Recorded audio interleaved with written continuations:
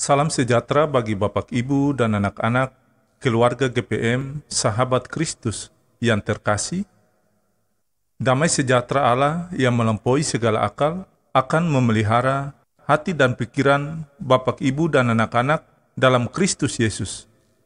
Salam jumpa dalam santapan harian keluarga GPM di hari ini. Sebelum kita membaca firman Tuhan dan mendengar santapan harian keluarga di saat ini, mari kita berdoa.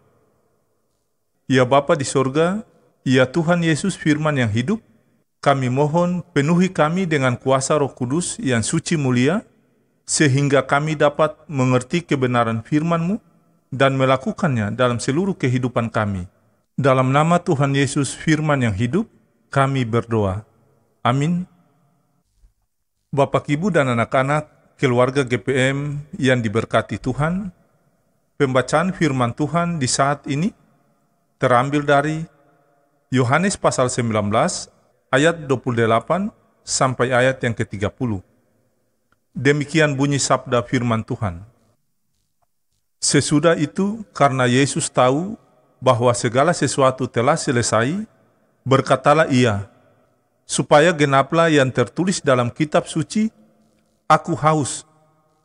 Di situ ada suatu bekas penuh anggur asam, maka mereka mencucukkan bunga karang yang telah dicelupkan dalam anggur asam pada sebatang hisop, lalu mengunjukkannya ke mulut Yesus.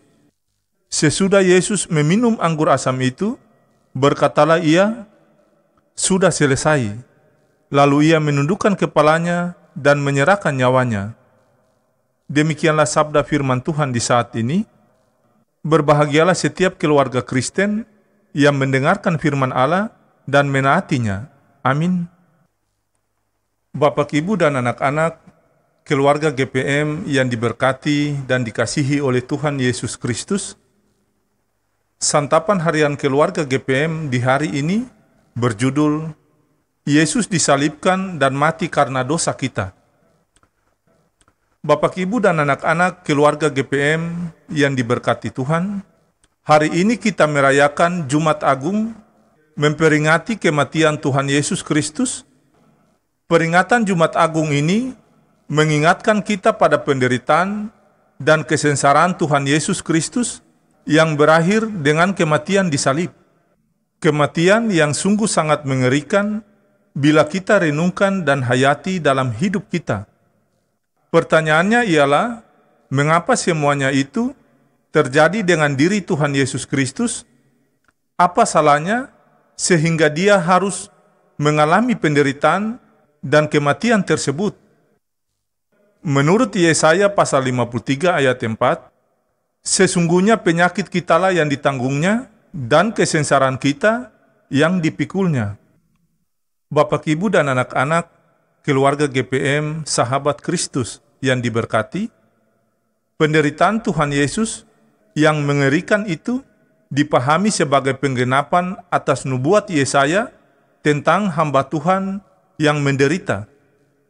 Ia mengalami penderitaan dan mati di salib sebagai wujud dari ketaatannya pada Allah demi menyelamatkan manusia dari kuasa dosa dan maut.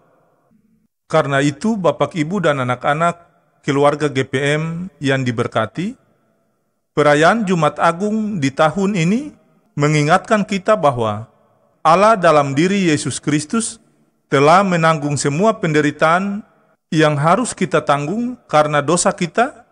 Sebab itu, keluarga GPM yang terkasih, kita diminta untuk setia dan taat menjalani hidup di tengah berbagai penderitaan yang dialami karena kejahatan manusia, bencana alam, pandemi COVID-19, dan berbagai penyakit lain yang diderita. Ya Tuhan Yesus Allah kami yang hidup, ampunilah dosa kami. Allah sumber damai sejahtera, Gembala agung segala domba, yaitu Tuhan Yesus Kristus, kiranya memperlengkapi keluarga GPM dengan segala yang baik untuk melakukan kehendak-Nya dan mengerjakan di dalam kita apa yang berkenan kepadanya oleh Yesus Kristus. Amin.